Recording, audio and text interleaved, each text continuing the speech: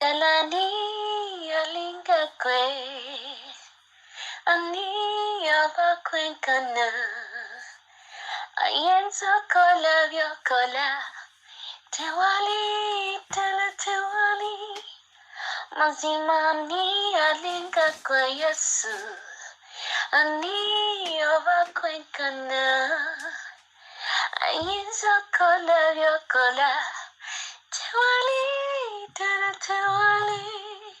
Dala tewali gana magezi ono science rocket science ali mu mugga gwe tussa ne twebaka kubanga buli we twebaka tuba tulowooza ku kufa oba mu rehearsal ya kufa oba obadde tokimanyi oba mu rehearsal ya kufa kubanga you sleep off, you forget about everything nga tomanyi what is going on. Okitegeera yensaga lwaki era sometimes welaba spiritually eri nolaba omwoyo gwo n'otambula ero n'otambula eri you're kissing death. Oli mu rehearsals sibakanga but that's the truth. Mu butuufu ddala tewali akayimba kali eri kagamba nti tubuulire biba bityayo nga weebase ng'oli mu tulo amagezi go n'amaanyi go nga tebiriiwo naye bomba y'omukka eyo gy'ossa mu nnyindo eno nga weebase nga yeepika nejjuza tewali saayansi awo. Tewali munnasayansi gw'ogenda kusanga akunyonyere we kibeera kubanga naye yennyini yeebaka n'atamanya kiri kitya. Bali is it the Golden Gate bagamba nti ebyo yabitukisa ekyo kyo yakitukisa ekyama ky'okufa n'obulamu ebyo yabitukweka yabitukisa magezi ge yeyeka. Alinze bwe lwaki simuyimbira dalani alinga gwe ani obakwenkana ayinza kola byokola tewali tele tewali. Tukwebaza Mukama kubanga otwagadde kansuso kubanga bangi abafudde okuyita mu kiro naye ffe bani abalabye olunaku olujja ffe bani abatandika wiiki yino tugikuba oluku mu mutwe tuli balamu naye ng'okuva wiiki we yatandika people are dying every day. We give you all the glory. We can't thank you enough, Father. Nvaawo omwoyo wa Mukama jangu obeeko kyoyogera eri obulamu bwaffe enkya ya leero. Baka omusajja gweyogera naye baka omukyala gweyogera naye baako ebibuuzo by'oddamu mu mitima gyaffe okuyita mu kigambo kyo. Nze mukwano gwange kyenzikiriza nti oyina engeri buli omu gy'omusisinkana n'omuteeka ekigambo ku mutima. Tuyinza okusoma ekigambo kimu naye buli omu n'okimusomesa mu ngeri ye omwoyo omutukuvu nga tugenda okuwulira okuva gy'oli enkya ya leero. Sisinkana buli muntu sekinoomu gy'ali nga afumiitiriza ku bigambo by'ogenda okutugamba obyongere obigaziyegaziye obeeko eddaala bw'omutwala otusumulule mukwano gwange otusaasire tulabe obulungi bw'omukwano gwange ekigambo kyo kigwe ku ttaka egimu kirabisibwe mu bulamu bwaffe ku bwa Yesu Kristo omwana wa Katonda omulamu mwesabidde amiina. Mwasuze mutya abalungi bassebo ne bannyabo Mukama yeebazibwe. Awini Majuru ne mugole wa Yesu nze njogerako gy'oli nkya leero siyinza kwerabira okusindika. My greetings to all members and ministers in the Grace in Church Ministries Kawempe ate ne Canaanland Online Church. I salute you all. Mukama bawe mukisa gwawuliriza buli lunaku n'obeerawo ng'olinze mugole wa Yesu bannange morning glory eriruddawa Mukama kuba omukisa ate bw'oba togyesigayiza n'ogisindika ewalala Mukama kuba nnyo kyamuyiga. May God richly bless you. Ngano simanyi gange naye nange nebaza Mukama. Yes, the power and authority are in your hands. Eyo yesimu yaffe olwaleero njagala Mukama ayogere gye tuli enkya ya leero. Ssebo oba nnyabo, listen to this. The power and authority are in your hands. Obuyinza amaanyi n'obuyinza oba obuyinza n'amaanyi kyogere yonna nga gyoyagala, but obuyinza n'amaanyi, amaanyi n'obuyinza biri mu mikono gyo, byakuweebwa. Bw'oba obadde tokimanyi, kimanyi olwaleero. Kubanga Katonda bwe yali atonda mu lubereberye, bw'osoma Genesis, Mukama bwe yatonda omuntu, after creating everything, ebirala byonna yabitonda atudde ku ntebe ye ng'ayogera kigambo. Bwe yatuuka ku nze naawe, yayimuka ku ntebe n'ateesa ne banne Taata Omwoyo Omutukuvu ne Maama ne bakkaanya bakole majority. N'engalo ze we yankola. Bwe yamala okufuuwamu omukka n'obeera omulamu, he gave you dominion over all his works. Era buli kimu kiri wansi wa bigere ebyo. Bwe yamala okutonda omuntu yagamba afuge ensi na buli kimu. Teyagamba mbwe empologoma zikufuge oziraba odduke, nedda. Nga zirina kuba wansi wa bigere ebyo. Naye bannange Setaani mubi yatuggyako obuyinza, naye tukyabulina. Tokkiriza, kubanga ye he is ever a loser. Gwe tusinza n'amagombe yagadduka, gaamudduka, si ye yagadduka, gaamudduka.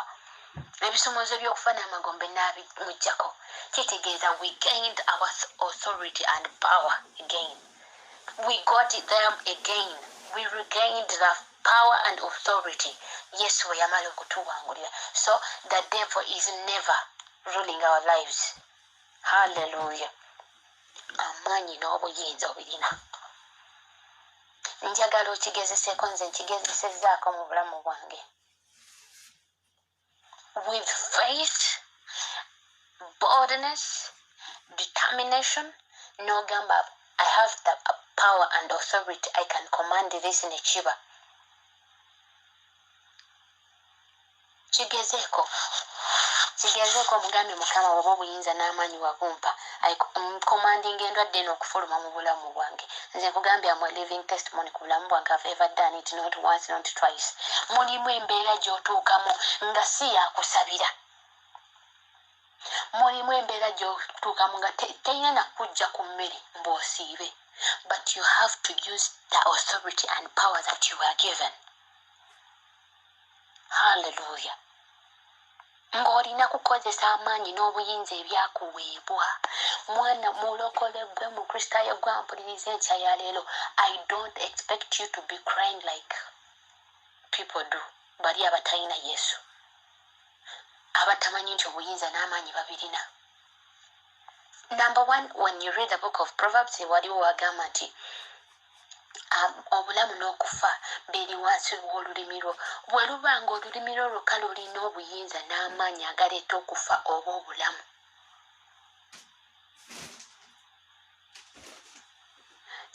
kati Omwoyo Omutukuvu nsaasira kiveeyo bulungi.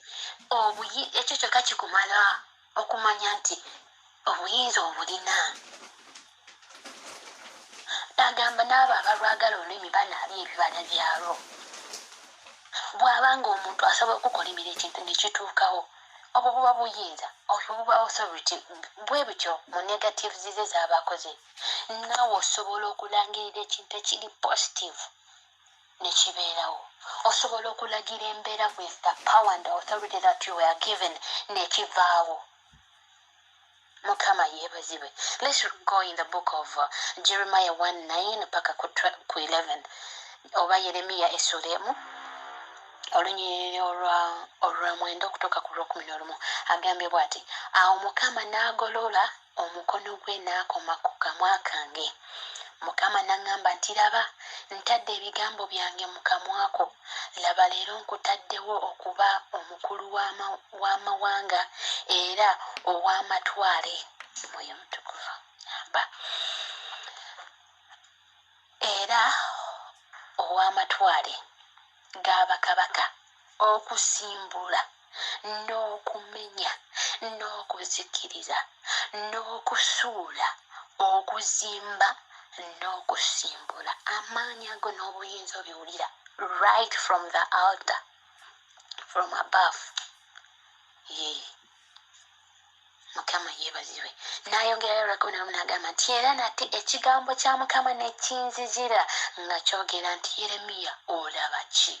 Ne njogera nti ndaba omuggo ogw'omuluzi. Tuli ku lunyiriri lw'ekkumi nga tugenda okusimba amakanda. Olwaleero ewalire Yeremiya teekawo erinnya lyo, gw'oba tolina teekawo lyange, mugole wa Yesu Winnie Majorini gy'oba oteekawo. Mukama nze yampa obuyinza eri amawanga era n'amatwale g'abakabaka okugasimbula, okugamenya, okugazikiriza, n'okusuula, okuzimba n'okusimba. Owulidde obuyinza n'amaanyi ebyakuweebwa.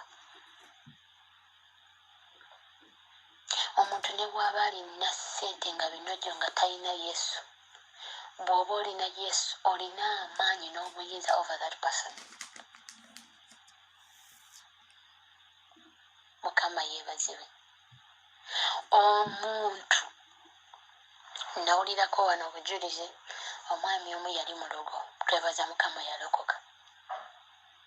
Naye agamba nti yasimbako, yali musamize, byonna yali abikola, mulogo musamize, naye Mukama yamugjayo. Agamba nti yesindikirako n'omusumba omu amayembe 2. Naye olw'okubanga oli yalina amaanyi n'obuyinza ebisukkulumye ku maanyi ag'ono ge yali akozesa, ejjembe erimu teryadda n'eryadda teryayogera, n'amuddizaayo amalala 4 ge yeesiga agasinga ku gali. Agamba yatuuka kulokoka nga tazzeemu galaba. Naye nga kye yali akola, agamba yali akyesiga nga bw'agamba nti ndisindise ku ssaawa 2 n'eddakiika 3, mu ddakiika 5 omuntu ono agenda kuba afudde. Yakikola leero kawungeezi, enkeera n'alaba gwe yagasindikidde ng'atambula. Omwana gwe yali akola naye n'amubuuza, obwaye tewasindise? Agamba byamukalira ku mumwa. Gw'alina Yesu olina zaabu. Nkuleetedde ako ka small story, it's real, naye nkakugiddeyo osobole okumanya nti gw'alina Yesu oli ne waba yeetenda bulogo, ne waba yeetenda maanyi, you have the authority and power okuzikiza eddogo eryo, okulyambula amaanyi n'obuyinza ne litabaako impact n'emu gye liteeka ku bulamu bwo. Naye balokole batuloze, Bakristaayo batuloze, olinawo tomanyi nti nakuloga bakuloga. Buli kimu kisiraanye, obufumbo buganye, abaana bakulemye okuzaala, bizinesi ziganye, olyawo. Bakuloze rejection, bakutaddeko omudibo, buli kimu bakikutaddeko. Wegamba olyawo obuyinza n'amaanyi sitaani ye yabitwalira ddala n'akwambulira ddala n'osigala awo emputetiini. Balokole tuzuukuke.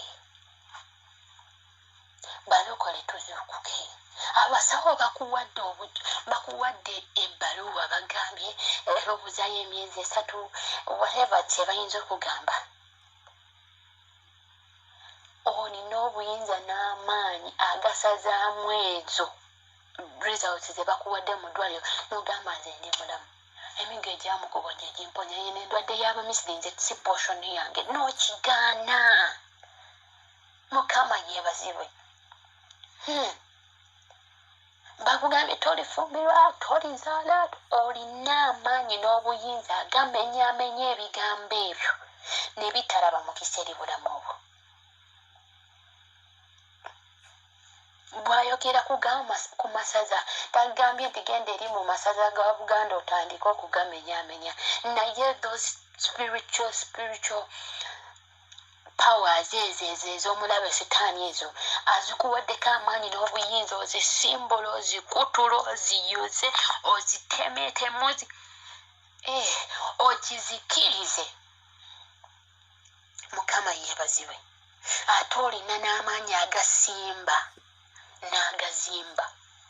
Bagamba awo tosobola kuzimbawo, awo tolizimbawo, bannange n'ogizimba n'ogiyingira nga bakulaba. Lwaki? Olina amaanyi n'obuyinza. N'osimba buli kyosimba nga teri akisimbula. Alo, naye ate nga gwe buli ekitali kya bwakatonda olina amaanyi agakirakira nti nkulagira okuva wano nekivaawo. Haleluya.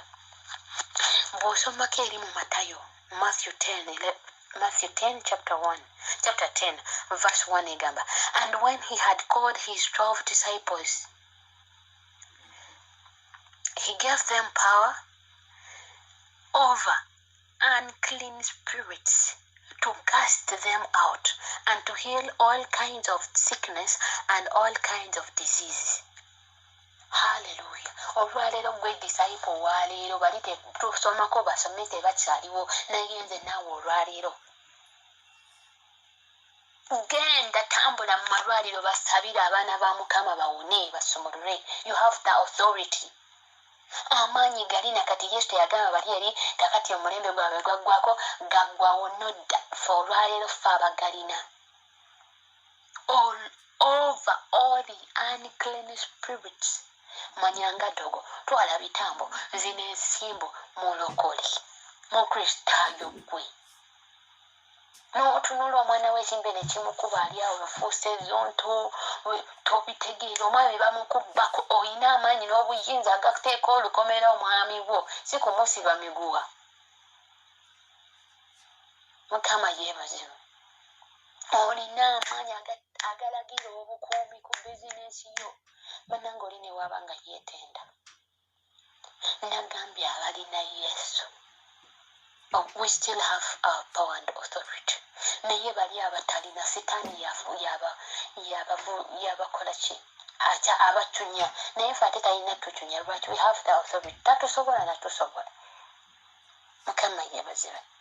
Nkugambye olwaleero nje naawe ffe badisciple olwaleero we have the power over unclean spirits n'okuwonya buli ndwadde yonna.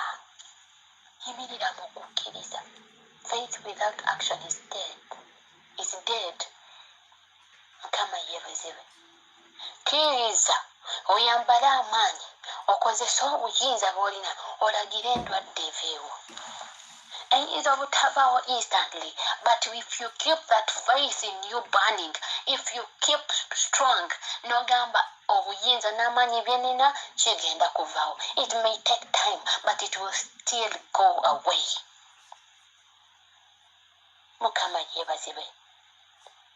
Kubanga ekisa ekiwonya instantly kiyinza obutabeerawo essaawa eyo, naye ate nga nakyo kisoboka. Hallelujah. Luke 9 olusooka agamba, then he called his 12 disciples together and gave them power and authority over all demons and to cast diseases. You have to cast that disease. Egiye kuli musaayi oba eri magumba oba mutwe manya. Nze kambawe ku bujulizi ababadde batamanyi omutwe gwali gunnuma nga ndi wano. Naye nga neebuuza omutwe gunnumira ki? Wa mutwe gwali gukulumyeko nga bw'okutama bw'otyo owulira obwongo buyiika paka wano mu kyenyi. Ng'ate bwensiiba kiyitirira. Naye nga ne bweweebaka ennyo n'ogamba oba si kyebaka bulungi, bannaye nga teguwona ku makya mutuntu ekiro buli ssaawa. Naye omuntu omu n'aŋŋamba naye omutwe guno nze teguluma nze naye nze gw'ogukaabira ng'okooye. Wali obuuzizza ku Mukama omutwe guno guba ku ki? Bannange saasiiba, saaloota kirooto. Naye nga bw'onoobeera saafuna vision. Naye najjukira ne mmanya nti omutwe guno gwaliko endagaano gye nali nakolerako nga ndi muto mu butamanya bwange, kati olwo ng'etandise okuvaayo ekula ejja.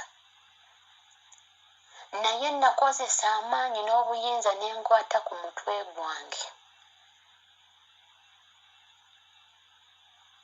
N'olwaliro sikyamanyi mutwe we guluma. Kati naawe simanyi ndwadde eyo ekulumidde ebbanga ki? Simanyi mbeera eyo gimazeemu bbanga ki? Simanyi bakulogedde ebbanga ki? Naye kyenjagala okugamba nti you have all the power and authority to rebuke every unclean spirit, every demon, and all the diseases. fe abaana ba mukama amayumba gaffe tegalina kubeera nga kiriniki. Eno panado, eno simayanga brufeni, eno biki kwegamba buli ddagala olimanyi. Anaatera kukola kaduuka ka drug shop. Mukama yeebazibwe.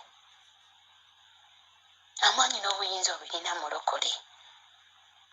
Luke 10:19 agamba, behold, I give you the authority to trample on serpents and scorpions and over all the powers of the enemy, and nothing shall by any means hurt you.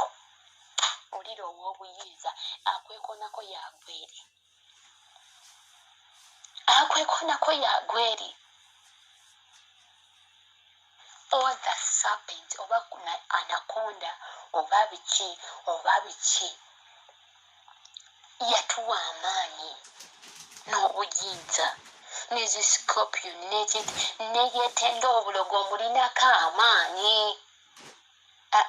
Obadde si nkugambye neyetonda obulogo oyo gwe batenda obulogo ku kyalo. Bw'oba olina Yesu ng'otambula naye bulungi, you have the power and authority over that mulogo. Ng'osobola n'okeera ku makya n'olagira essabo n'ogamba eri essabo likwata omuliro ne likwata, n'ogamba gwe nkulagira okulokoka. Nga buli lw'oyitawo ogamba nkulagira okulokoka, lugenda kukyagenda kulokoka.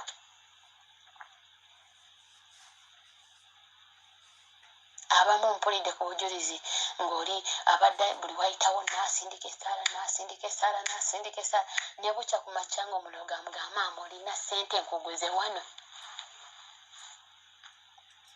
Oli n'agamba nalangiriranga kusaba eryali wano eno nti awo walina kubeerawo kanisa, bannange ng'olunaku lwakya nga leero kanisa yeeyimiriddewo.